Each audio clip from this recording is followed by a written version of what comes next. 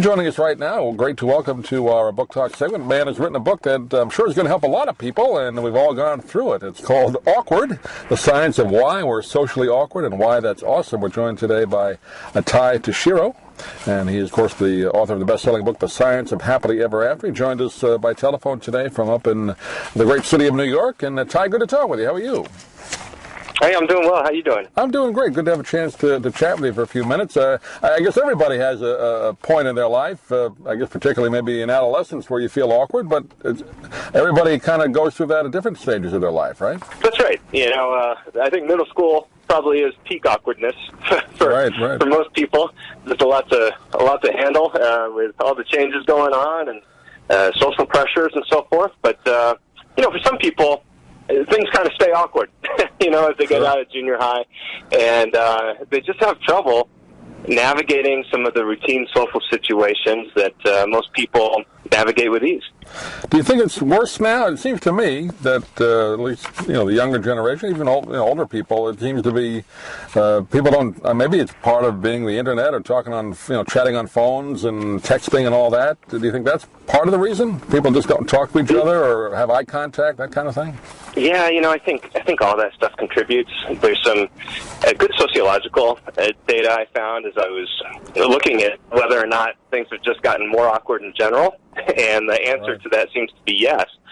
And while there's the technology reasons, people looking at their phones or texting all the time, I think there's also the fact that we're much more urbanized than we used to be, so we spend a lot more time with strangers on a day-to-day basis, and that gives a chance for expectations to be unclear and for us to have an awkward moment.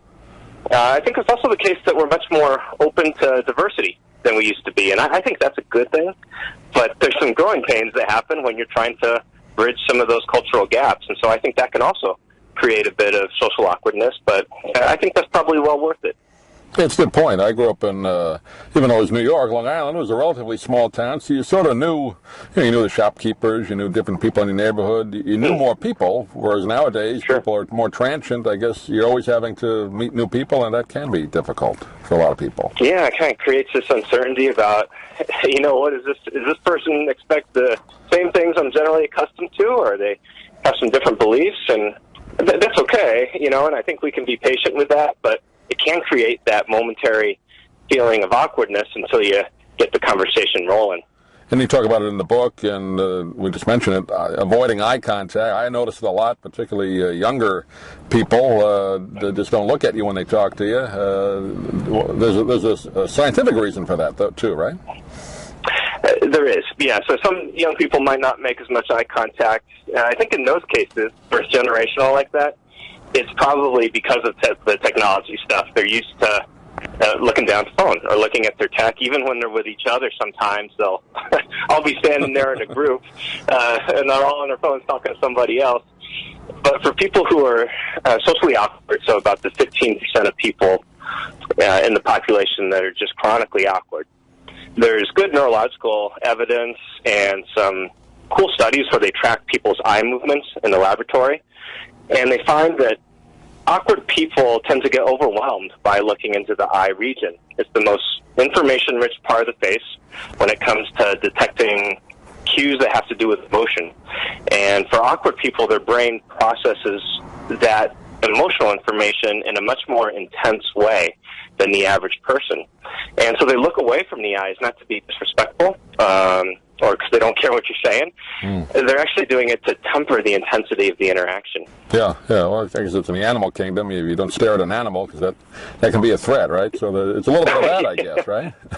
yeah, that's right. And it's just that the pendulum swung, a little far with the person who's wired to be awkward, but with some practice and self-awareness, like most things for awkward people, they can make the small corrections that they need to for these kinds of things just to make other people feel a little more comfortable, or not to give the wrong impression that, they're not interested in what you're saying or they're being aloof.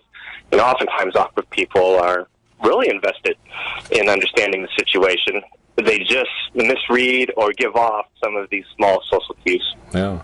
I thought it was interesting. You have a statistic in the book that men, or even, I guess, in boys, but men in general, are more likely to be awkward than women. I thought that was interesting. Yeah, it's a bummer for us guys, I guess. But, yeah, it's almost double the rate that men are more awkward than women. And there's some evidence that there might be some biological roots to that. So awkwardness shows about 52% heritability or genetic influence in boys. It's about 39% heritable in girls, so you see a bit of a difference there. But, that one gets you all the way as to why men are so much more likely to be awkward than girls. And so there's probably some cultural differences there where men aren't raised to be as comfortable with emotion or as empathic or emotionally intelligent. And so you see some environmental factors probably create this difference as well.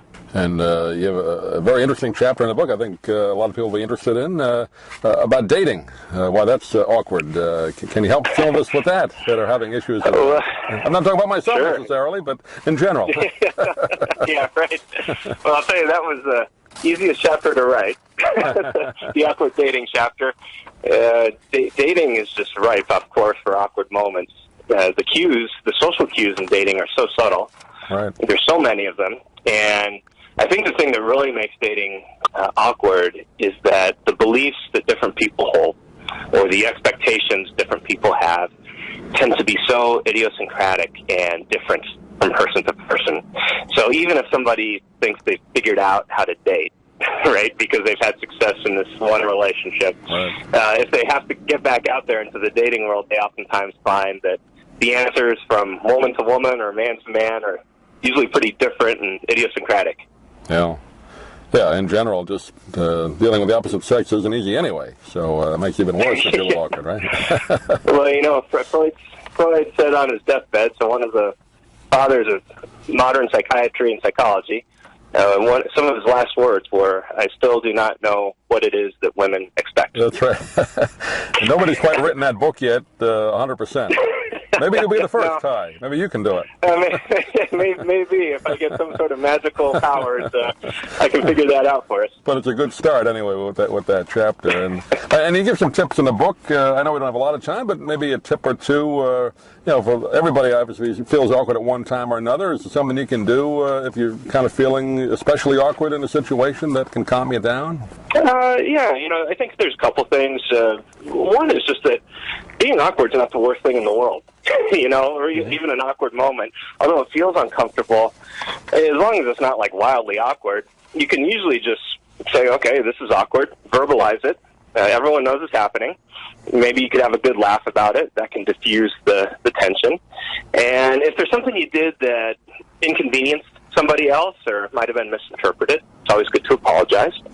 But, in general, I think if people just try to approach social interactions in a way that they want to be fair and they want to show they have a spirit of cooperation and want to contribute, then some of these awkward things that we do, they don't matter as much. Some of these deeper values will smooth out some of that turbulence. Yeah, good idea. Good tip. Humor always helps, right? That's right. Yep. Well, great book to read. It's called Awkward, The Science of Why We're Socially Awkward and Why That's Awesome. We've been talking with Ty Tashiro today. And Ty, I know you have a website. Give that out. People can get more information about you in the book. Yeah, that's right. If they just go to awkwardbook.com, they can get directed to the website and find the book. Great. Ty, pleasure talking to you. Good luck. I know you're on a kind of a busy book tour, but that's just part of being an author, I guess. But thanks for being with us today, and we'll hopefully talk to you again. Yeah, thanks for having me on. I'm Stan Brock. 30 years ago, I formed Remote Area Medical to help people overseas. But then we found generations of families in America isolated by poverty from the health care they need. Together, we can take dental, vision, and medical help to 1 million adults and their kids, right here at home in the United States of America. If you'd like to order the book we're talking about, please go to DougMilesMedia.com and enter the author's name in the Amazon search box. Thank you for listening. Please come back soon for more conversations here at DougMilesMedia.com. This has been a presentation of Doug Miles Media, all rights reserved. You can listen to or download previous programs at iTunes, Stitcher.com, or Doug Miles Media.